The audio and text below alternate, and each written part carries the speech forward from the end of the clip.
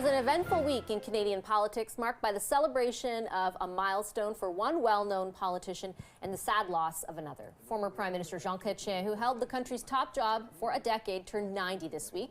Chretien was first elected to the House of Commons in 1963, 60 years ago, becoming Prime Minister in 1993, 30 years ago. On the same day Chretien marked his birthday, the country also marked the loss of former NDP leader Ed Broadbent. Broadbent led the NDP for 14 years, serving as an MP for 21 and facing off during some of that time across opposition benches with Chretien. The Right Honourable Jean Chretien is with me in studio now. Hi, Mr. Chretien. Pleasure to welcome you back to the studio. I'm happy to be with you. And a very happy birthday. Thank you very much. I have a number of questions sort of reflecting on what I know is being called the Triple Crown. 90 years old, 60 years since becoming an MP, 30 years since becoming Prime Minister. I just wanted to start off, though, if I could, by asking you to reflect on the loss of someone you called yesterday your friend, the leader of the NDP for 14 years. But he was a very good guy. He was elected to Parliament when I was there, and he became the leader of the NDP. I had to work often with him when I was involved in the file, when I was in charge of the referendum and the Constitution, Charter of Rights, and so on. You know, we had to deal with him. Each party has some problems internally. I had some with the Liberals, and he had some. So we discussed and met, and he was a real gentleman, very pleasant to talk with, very serious. You know, he was well read and very knowledgeable. But he was, like me, from blue-collar background and from a city with blue collars. He was from Oshawa. I was, as you know, from Shawinigan. So we had a similar type of background and enjoy him, and he was a great public servant and a great Canadian, and I offer to his family my sympathy, but they can be very proud of him. He's not the only politician from a different political party whom you are or were friendly with. My understanding is there was one of the more popular videos at your party came from actually former Prime Minister Stephen Harper. Oh yes, he even sang for me. You know, the people think that we're enemies. No, we're our opponents. We're not enemies. And that it's like playing hockey. You go on the ice, you're bumped or you're being bumped, and fine. We said, let's watch out next game. And after that, we go together and have a beer. You know, that is life. We're there to discuss ideas. We don't agree, but that doesn't mean that we have to be enemies. And in fact, in many ways, it's easier to be friendly for the people in front of you. They're not trying to replace you from the back, you know. So, no, I always had very good friendship with the members on the other side. And because of the background and the sometimes it's a similarity of interest. You called, I believe, Mr. Broadbent, when you were initially responding to his death, you said he was noble, a noble politician. He was in that category. As you think about sort of your own career in politics, and I know you get asked many times, like, how does that compare then versus now? Do you think the concept of a noble politician is still there? You know, the problem is when you're in the fight, we don't see that. It's only when it's over that realize that despite of the conflicts, you know, there was some friendship there, and we all, in fact, try to do better for the country.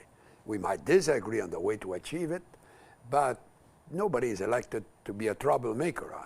Some of them are by temperament, but you know, everybody generally try to do a good job. Do you think the public's perception of politics and politicians, though, is still one of nobility? And do you think that the whole trajectory, the whole whatever drama you want to call it of Donald Trump in the United States has impacted that? Yes, somewhat, probably. We'll see that later on.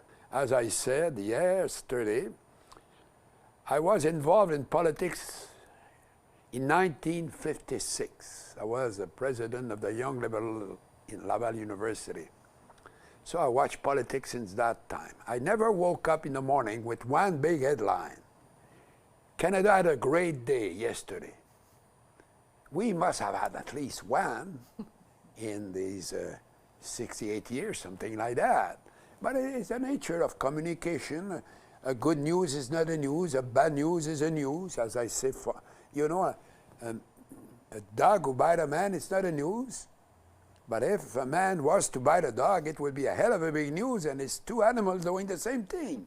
So, you know, we have to be realist and look at the life and do what you can. And for me, I always done my best, and I could not do better than my best. Perhaps my best was not good enough for some, but there's nothing I can do about it. You know, though, that a lot of the way in which politics is perceived right now is this idea of resonating with people's frustrations, with their anger. And there are a lot of Canadians right now who feel down, right? But the anger is based on what? That's what I'm asking. You know, we have the per capita, the lowest per capita debt of the G7. We have the lowest deficit per capita of the G7. You know, we used to talk about creating jobs. Now we cannot find people to fill the jobs. The business community is always complaining. Since 5 years, the recession is coming. They are disappointed they don't have yet a recession. You know, it's always like that. Be a realist. Look at that. Canada is doing better than anybody else. So you don't think Canada's broken? No. Broken, you know. It's millions and millions of people around the globe who will want to come into so-called broken nation. You had the Minister of Immigration earlier. You know, we could open the gates for millions of people if we wanted. We have a land of diversity. We have 2 official languages. We don't have violence. We don't have ghettos. You know, we have some problem. You know, sometimes you have problem in your own house. So it's normal that we have in a country problems, but we're there to solve them. And sometimes I say, when you're in public life, to fill a hole, you have to dig two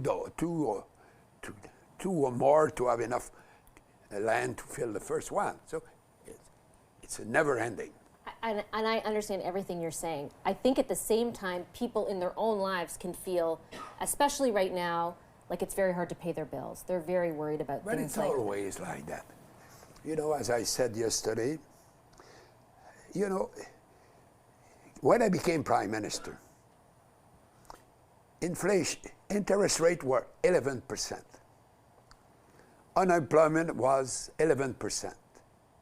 We were spending 35 cents in every dollar of tax to pay the interest of the debt. I was the first one to balance the book. Even Poliev said that yesterday, that Jean Chretien was the only one to balance the books. So we can do that, but when you do that, it's not easy. But I did that. You did make, though, a lot of very tough decisions. You mentioned even the Conservatives now point to your government and the way in which you eventually balanced the books, the decisions you made around the deficit and the debt as, you know, things that others should be following in the footsteps of. Do you think more of those hard decisions have to be made? Relatively, yes. But when we compare ourselves, you know, I told you, the debt is lower than the others and so on. We're reducing the debt in relation to the GDP every year. We're one of the few to do that. But it's not what you read, you know. They say it's terrible, and the people always say it's awful and so on. No, come on, we have to be realists too. You know, we're doing quite well in Canada compared to anybody else. And when I used to say that, when I look at myself, I despair. When I compare myself, I feel very good. And I will not name another name for that, though. When you have a unique perspective that not many people I interviewed do on leadership and political leadership. And I know you know there's conventional wisdom in this country, or conventional thought, that when a government reaches 10 years, and you're very familiar with this idea, that it's time to, you know, the electorate's desire for change will overpower it. Do you think that applies here? But I was there when Mr. Pearson was elected, and he was replaced after 5 years by Pierre Trudeau, who was there for virtually 15 years, and there was a change. But, you know, we could have perhaps win. I don't know. You never know. In politics, the people, just the changing of the leader sometimes. You know, I was way ahead of Mulroney. Suddenly they picked up Kim Campbell. Within weeks, she was ahead of me. And I started to fight. My caucus was desperate. I used to call them nervous Nellies. I said that she was a shooting star, that she had a summer job, and it's exactly what happened. She finished with only 2 seats. And when she became the leader, within a month, she was beating me easily. You know why I'm asking, though. It's because there's a question of leadership now. Should the Prime Minister stay and fight the next election? It is for him to decide in the interest of him, what is the best for him, what is the best for the party, and what is the best for the country. And it's a very personal decision. How hard is it? You're in such a unique position. Not many of us know what it's like to make that kind of a decision. How hard is it to make it? No, it's easy. You have to make the right decision. A decision is a decision. When you're in your car, you have to make a decision. If a truck is coming, don't turn left. You have to turn right. A truck is coming. So every decision is important. And you will make the decision that he thinks is the best for him and for the country. Some people must tell him he should stay there, and others, not many will tell him that he has to go. I know the name of the game.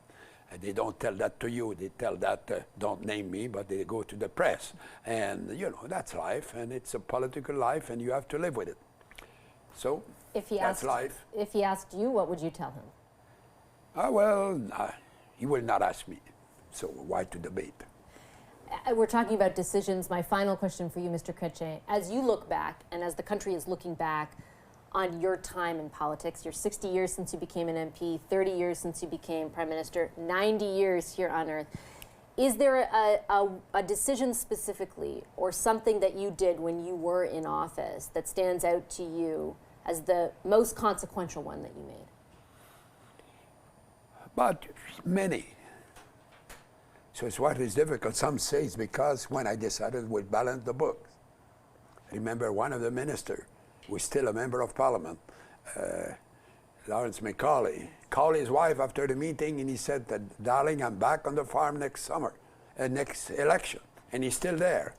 So it was a very important one. When I passed the Clarity Act, when a lot of people said, don't do that, you will start the storm, and there was no storm. And after that, when I said no to the war in Iraq, it's something it was a very important decision to show that we were not the 51st state of America, that we were an independent country. But you'd make the decision, you have to make the decision. So you make the best decision possible. Which one was the most important? You can decide for me.